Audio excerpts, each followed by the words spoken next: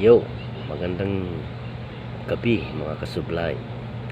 Sublime, ibig pong sabihin, beautiful, inspiring, uplifting, and magnificent na kung sa Bicol po ay one word lang, Oragon. Ito po ang inyong ka-Sublime Cyrus Nigel at ibabahagi ko po sa inyo ang ilang importanteng tips and guides kung kayo po ay nagkakahilig at nagsisimula pa lamang sa mundo ng angling o pag-fishing gamit ang particularly ang rod and reel. Para po malaman mga ka-Sublime kung ano ang mga fishing gears na kakailanganin ninyo at hindi naman po tayo gumagastos sa mga bagay na hindi naman talaga kailangan. Pero bago po ang lahat mga ka-Sublime, kaya ko po naisip na gawin ang video to ay para po gawing productive ang ating mga oras habang tayo po ay naka-lockdown o naka-quarantine at hindi makalabas, makagala at makapag-fishing. Opo mga ka-Sublime, kailangan matuto tayo maghanap parati ng mga produktibong gawain dahil minsan lang po tayo mabubuhay sa mundo at kung maaari ay gawin natin produktibo ang bawat sandali nito upang matawag natin itong makalabuluhan at hindi masaya. Ayan po, may hugot. Trip lang. Pero hindi po yan ang pag-usapan natin. Ang topic po natin ay basic tips and guides para sa mga bago pa lang mag-fishing gamit ang rod and reel. Okay, simulan na po natin. Guide number 1. Ano po ang mga basic na kailangan? Siyempre po, rod and reel, tansi o ang ating main line, again tansi para sa ating leader line, swivel and clip, hook o taga at ang tinatawag na sinker o bato na pampalubog. Guide number 2. Saang spot po tayo mag-fishing? Ayon, may iba't ibang spot po tayo na maaring pag-fishingan at bawat spot po na yan ay may akma or ideal gear at setup na kinakailangan. Tulad po sa lake o lawa kung saan ang tubig ay tabang, malalim, tahimik at wala masyadong agos.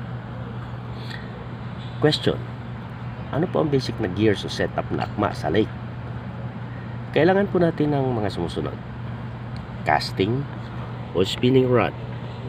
Mahaba po ang rod na ito at medyo maluluwang po ang ring guides sa may puno. Pwede rin po yung telescopic na tinatawag, and also casting or spinning reel.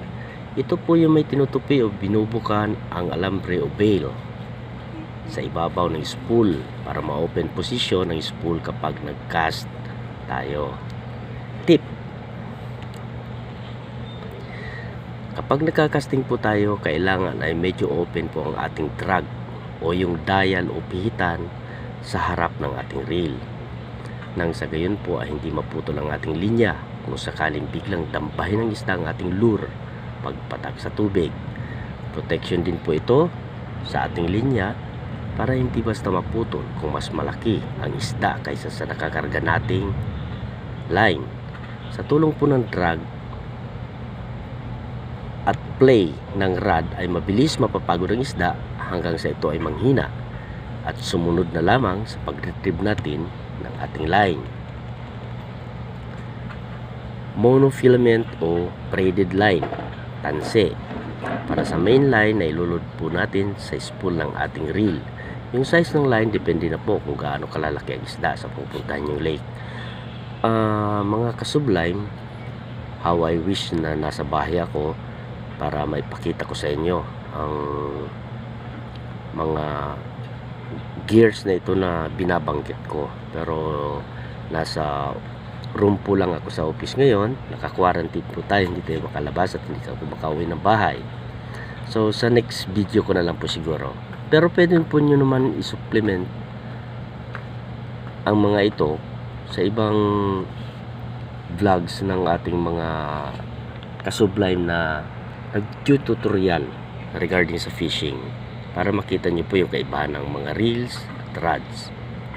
So, tuloy po tayo. Leader line. Usually, ang ginagamit po natin para sa leader line ay yung tinatawag na fluorocarbon na tansi. Dahil ito po ay mas matibay, pero pwede rin pong monofilament o ordinaryong tansi kung wala po tayong fluorocarbon. Mga 1 metro hanggang 1 dipa ang haba kung sa bottom fishing po gagamitin, at maaaring mas mahaba pa kung sa ibang fishing method natin gagamitin. Dito po natin ikinakabit ang ating mga taga o hooks at ang ating sinker. Tip. Hindi po advisable na gumamit ng braided line para sa leader sapagkat madali po itong magbuhol-buhol. Next is swivel and clip. Ito po yung ginagamit natin para sa idugtong ang ating leader line sa ating main line. Ang purpose po ng swivel ay para maiwasan ang pagkakabuhol-buhol ng tansi, lalo na kung may nahuli ng isda, sapagkat ito po ay iikot ng iikot. Ang clip naman po, ito po yung ikinakabit sa dulo ng ating main line na ikakabit naman natin sa kabilang butas ng ating swivel para mabilis po ang pagpapalit ng kasa. Kung sakali po na ito ay maputol o kailangan natin na magpalit ng mas maliit o mas malalaki na size ng hooks, ang sinasabi pong kasa ay yung piniprepare natin na leader line na may swivel and hooks o bingwit at sinker o bato na pampalubog. Next po ay yung hooks o taga. Ang ating pong hooks o taga ay magdedepende po sa laki ng kumakagat na isda. Pwede po magpalit-palit, kaya kailangan po may reserve tayo palagi ng assortment ng malalaki at maliliit na hooks na nakakasana. May tinatawag tayong long shank hooks. Ito po ay ginagamit kung hawak-hawak niyo po at hindi binibitawan ang inyong rod. Ideal po itong gamitin kung gusto natin na mabilis nating matanggal ang hook sa bibig ng isda. Ang short shank naman po ay ideal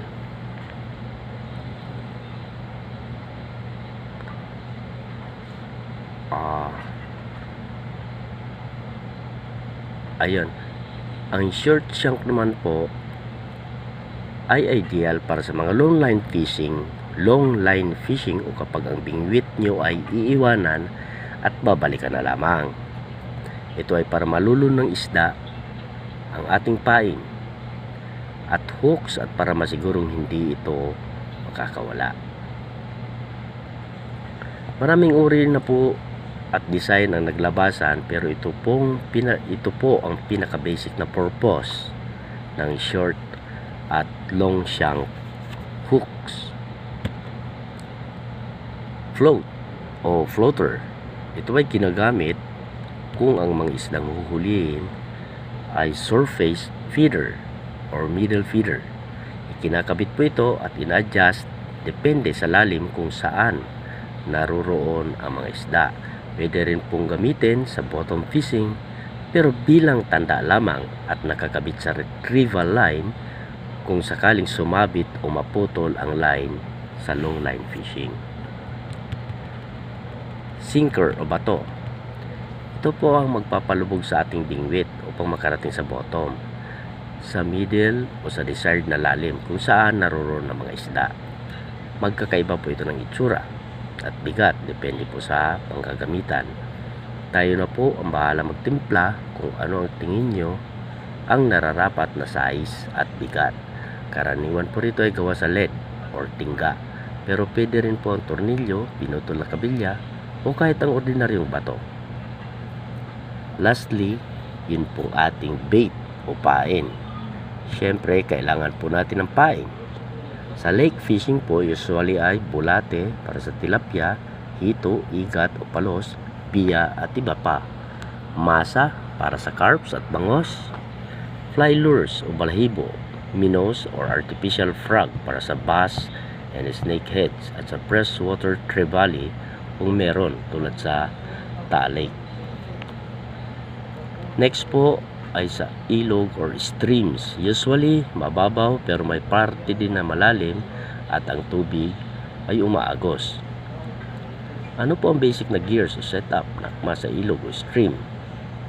Halos pareho po ng gears natin na pang lake. Ang pagkakaiba po lamang ay hindi na tayo kailangang gumamit ng float dahil kusa nang iaangat ng agos ang ating pain.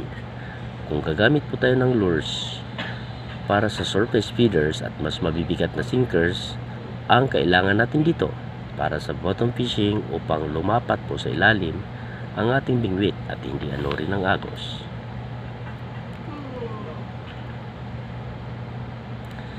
Next po ay sa dagat, kung saan hahatiin po natin sa tatlong zones.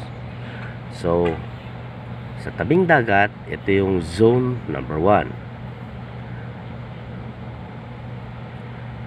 From 1 to 20 feet deep. Shore casting po ang tawag sa zone na ito. Question: ano po ang basic na gears o setup na akma sa shore casting? Ang gagamitin po nating rod dito ay yung ultralight casting rods o kahit anong spinning rod. Spinning rod basta mahaba.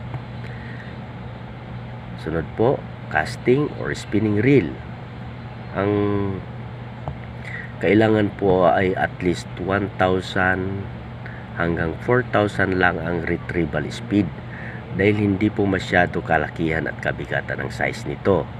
Sa casting po kasi, mga ka-sublime, mabilis makangalay yung paulit-ulit na pag-cast at pag-retrieve ng ating mga lures sa tubig. Kaya ideal kung mas magaang lang. Bait, pain. Live baits tulad ng hipon at bulating dagat for bait casting. Kung jerk casting or pahabol, pwede po tayong gumamit ng micro jigs 3 to 18 grams, minnow lures, sinking minnow, poppers, at fly lures o balahibo attached to a float. Yung balahibo po, yung mga fly lures po, kailangan po naka-attach sa float. Kalimitan pong nahuhuli sa bait casting ay yung tinatawag nating bugaong, sea bream, snappers, small lapu-lapu, at asuhos. Sa jerk casting naman po o pahabol, bugaong, bidbid, bonbuan, small trevally or talakitok, batalay or needlefish, snappers, lapu-lapu, pompano, at small barracudas. Pumunta naman po tayo sa 21 to 40 feet deep. Ang 21 to 40 feet deep na area ng dagat ay tinatawag na trolling zone. At saka boat casting and bottom fishing. Pwede rin po doon. Ano po ang basic na gears o akma sa 21 to 40 feet deep? Ang gagamitin na po natin dito ay jigging rod. Usually po, medyo maigsi na ang rod na ito, pero mas heavy action capacity siya kaysa sa spinning rod. Ang reason po dito ay pahorizontal na ang hawak natin sa rod. At mangangalay po tayo ng gusto kapag tayo ay nag-retrieve kung mahaba po masyado ang rod natin. Gagamit din po tayo ng casting or spinning rod and reel kung tayo po ay magbo-boat casting.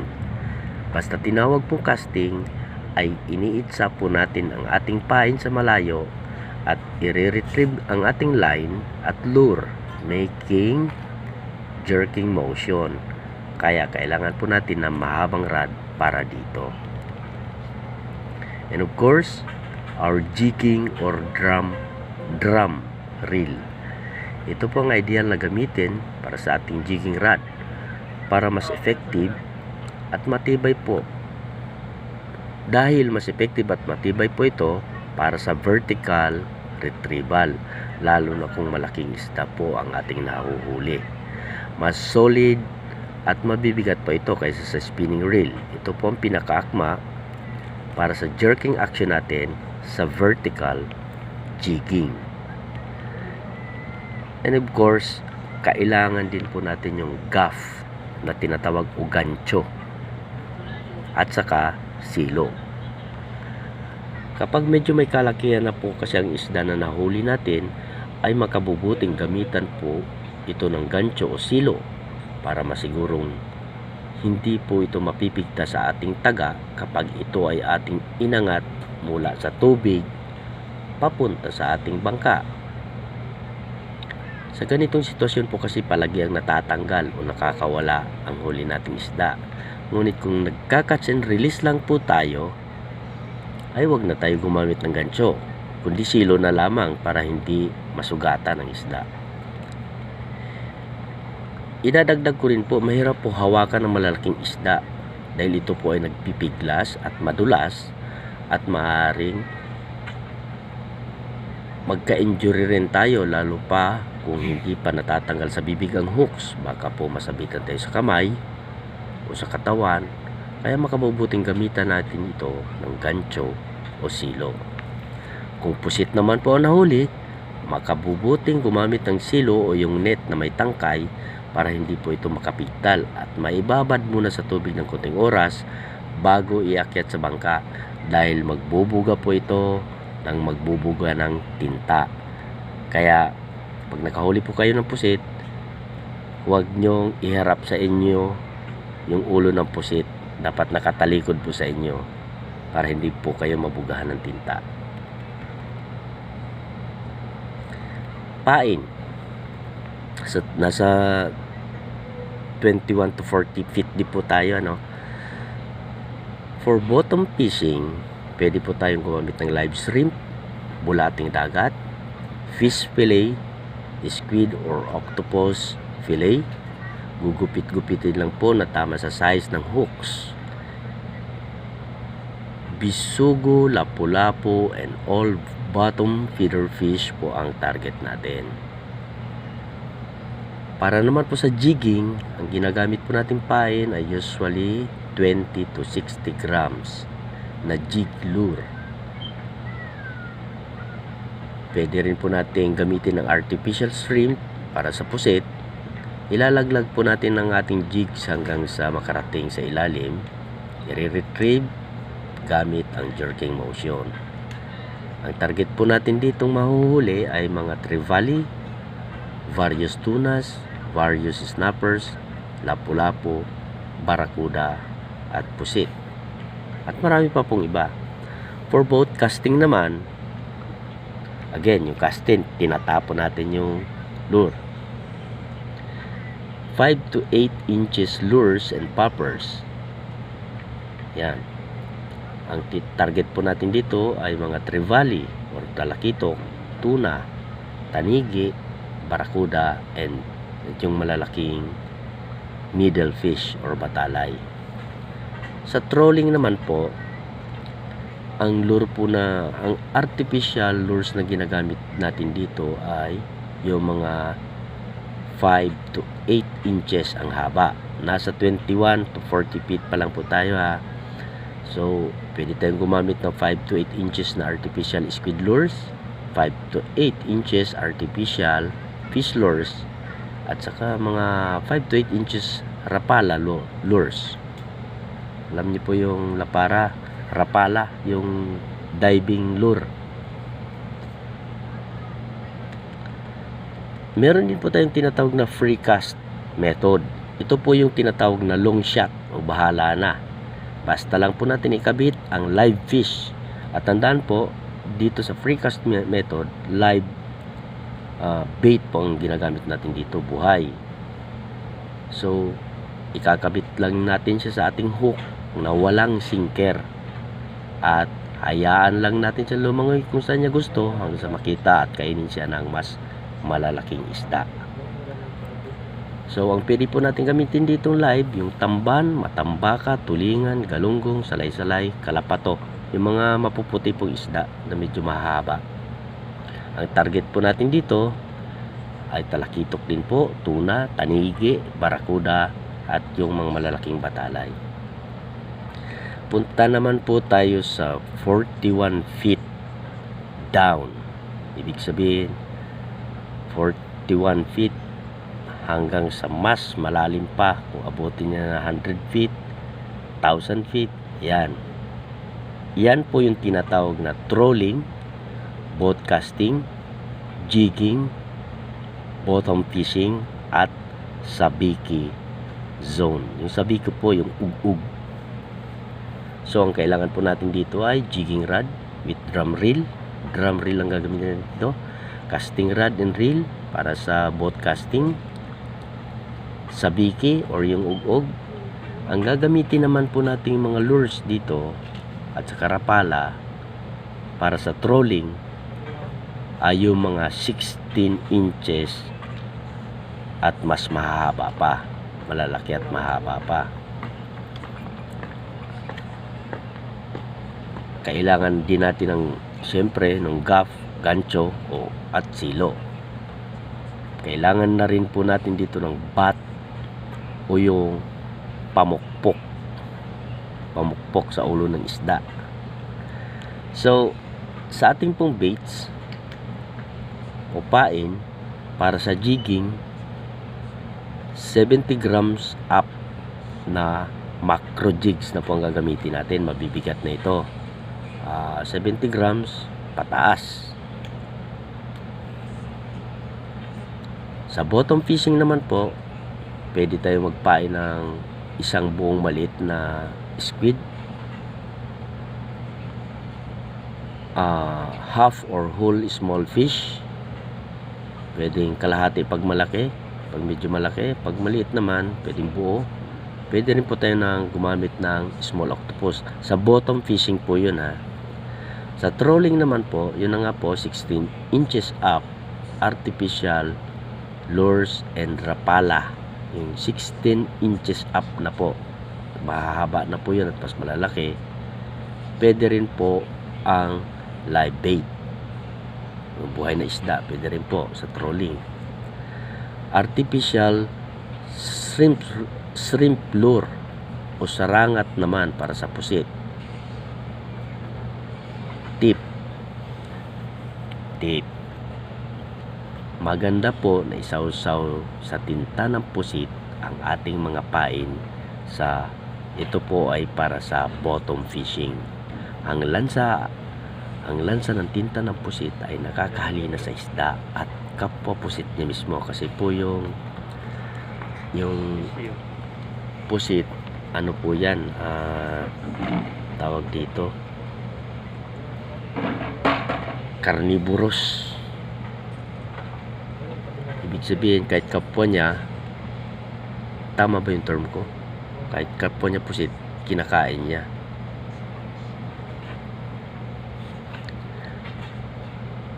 Maganda rin po gumamit ng bato kung saan isasabit natin ang ating artificial shrimp lure gamit ang maliliit na tansi at buhol na madaling makalas, kung saan naman isasabit natin ang hook upang mabilis po itong makarating sa ilalim at makala sa isang jerking motion. Ayun, nasa ilalim na yung artificial shrimp lure natin. Medyo i-jerk lang natin ng konti para po mapansin ng mga pusit. Targets. Ano po yung mga target nating isda sa 21 feet down na lalim and above na lalim?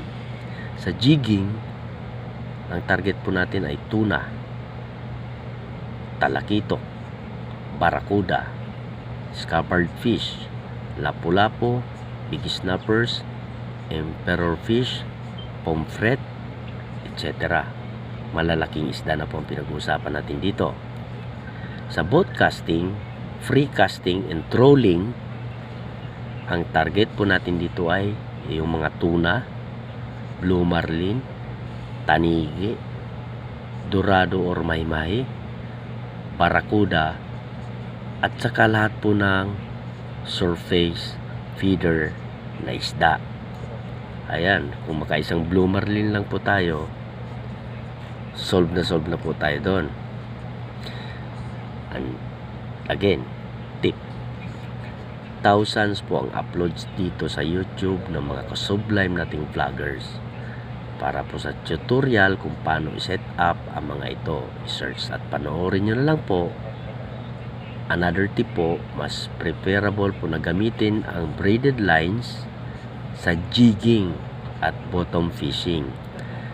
Dahil sa bukod sa mas matibay ito ay hindi basta-basta napuputol pag naikiskis ng isda sa bato.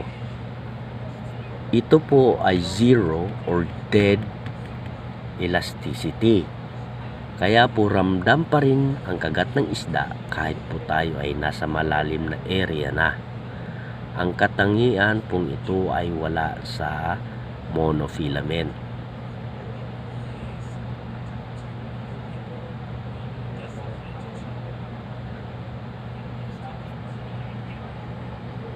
Ang monofilament po ay ideal naman sa casting at trolling, kung saan hindi natin kailangan pakiramdaman ang kagat ng isda habang tayo ay nagpapahabol. Pag bumigat po ang linya, malamang fish on na po yan. O nasabit po tayo sa basura. Yun po yun. Ito naman po. So yun na po yung basic sa ating mga rod and reels. Pumunta naman po tayo sa ating guide number 3. Ito po, kung nagsisimula ka pa lang mag-fishing, matutong mag-fishing gamit ang rod and reel. Ano po ang dapat i-prepare at dadalhin? Ito po, tandang mabuti. Ang unang-una po na piniprepare sa pamimingwit, mga ka-sublime, professional man o baguhan, ay ang tinatawag nating kasa. Ang kasa po ay ang pinaka-importanting bahagi ng ating gear dahil ito po yung mismong humuhuli ng isda. Ito po ay yung assembled nating leader line at hooks kung saan ikinakabit din po natin ang ating sinker. At para madali na lang ikabit sa clip sa dulo ng ating main line. Iba-iba po ang style ng kasa, depende sa method na gagamitin natin sa pangingisda. Again, konsulta po tayo sa tutorials ng iba nating ka-sublime na vloggers tungkol dito para mas maging malinaw po sa inyo. Important tip. Ang atin pong kasa ay ginagawa a day before ng ating fishing adventure o kaya during idle time kung tayo ay nasa beach na. Kailangan po ay hindi lang ito iisa, kundi as much as possible ay marami at assorted ang size ng ating hooks. Kumbaga, may kasa tayo na ready para sa small, medium at large fish. It is because kapag tayo po ay nasa fishing spot na at nagkakagata na ang mga isda, tapos bigla po tayong nasabit o naputulan dahil sa mga kaibigan nating botete at barakuda, ay may daglian tayong maikakabit na reserbang kasa. O di kaya mas maliliit o mas malalaki ang kumakagat na isda, ay madali po tayong magpalit ng akmang kasa na nakaset up na. Ganito po kasi mga ka-sublime. Ang feeding frenzy ng mga isda ay tumatagal lamang ng halos 10 to 20 minutes.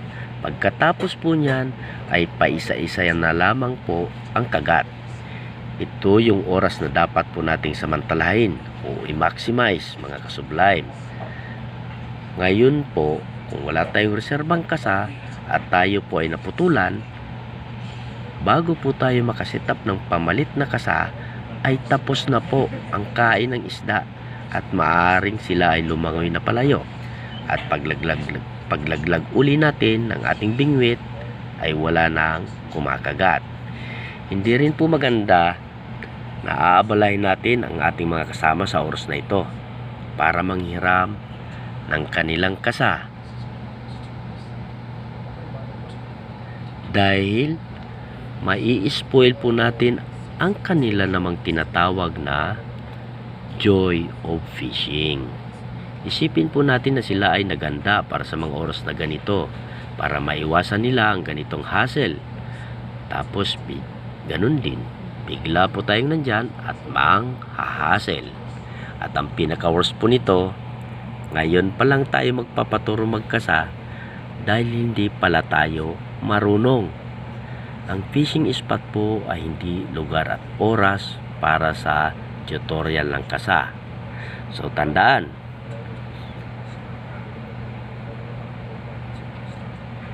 prepare ang kasa a day or two before our fishing trip para maiwasan po natin ang hassles na dulot nito at masiguro po natin na mag-i-enjoy tayo.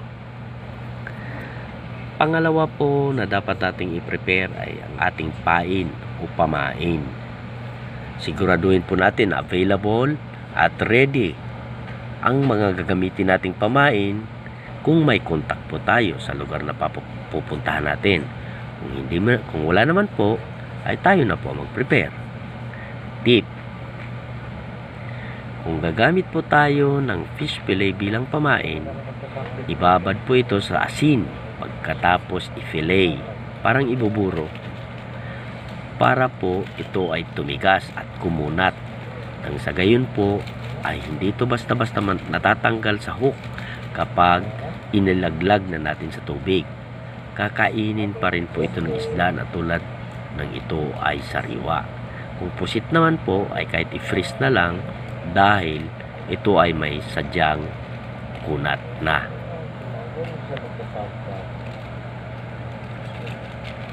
Pangatlo po ay ang ating personals tulad ng ekstrang damit, pagkain, tubig, flashlight at kapote, cellphone.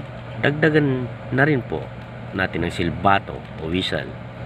So yung damit po, mas maganda po meron kayong sombrero o kaya meron kayong long sleeve na may hood para hindi naman po tayo masunog sa init ng araw. Tip: kailangan po mga kasublime ay maraming tubig ang ating babaunin sapagkat napakainit po sa beach at sa laot, at ang kailangan po nating palagi ang mag-hydrate.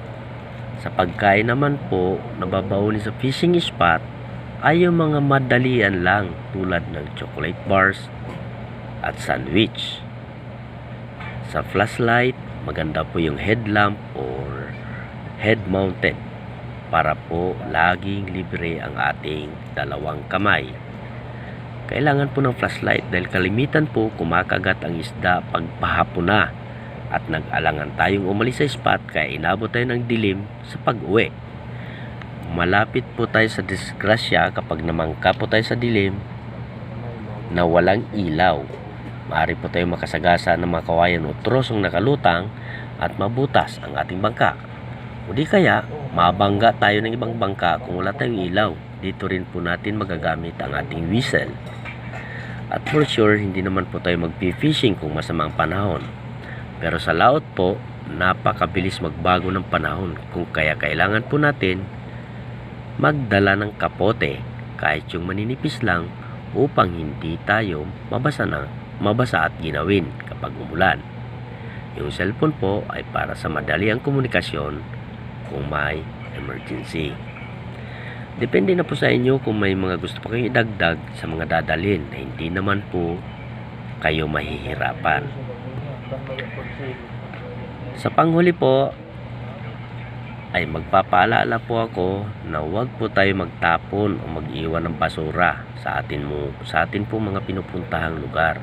Piliin po natin ang mga biodegradables na material na ipambabalot sa ating mga dadalhin. At iwasan po natin gumamit ng mga plastics. Ang mga biodegradables po ay pwede natin ibaon sa lupa. Pero yung plastics ay dali na lang po natin pag-uwi at ibigay na lang sa mga nangangalakal. Nakatulong na po tayo sa kalikasan, nakatulong pa rin tayo sa kapwa. Disclaimer lang po, mga kasublime, hindi po ako expert. Ang mga ibinabahagi ko po ay hindi rules, kundi guides and tips lamang. mula sa aking personal experience na kapag inyong natutunan ay makakatulong po na maging enjoyable ang ating fishing adventures. Marami pa akong ibabaging sorpresa, personal o research tips and guides sa inyo, hindi lang po sa fishing, pati na rin po sa iba-ibang adventures tulad ng firing o shooting at yun pong banda, pagbabanda. Opo, banda rin po ako. At kung ano pa na maaari natin kapulutan ng mga kaalaman na magagamit natin at magkakatulong sa ating mga buhay-buhay. At may babahagi ko po sa inyo yon ng libre kapag nilike nyo po ang video ito at pinindot ang subscribe button at notification bell sa ibaba. Maaari din po kayo mag-suggest o mag-comment sa ating comment section upang malaman ko po kung anong gusto nyong topic na matutunan. Isasama ko po kayo sa aking mga masasayang adventures at kung kayo man po ay hindi nakakalabas sa anumang kadailanan, maihatid ko man lang sa inyong kinaroroonan ang mga namimiss nyong bagay, ay masaya na po ang inyong lingkod. Hanggang dito na lang po muna mga kasublime. Once again, ito po ang inyong kasublime, Cyrus Nigel TV. Maraming salamat po at shout out po sa inyong lahat na nakarating hanggang sa part ng video ito. Happy fishing!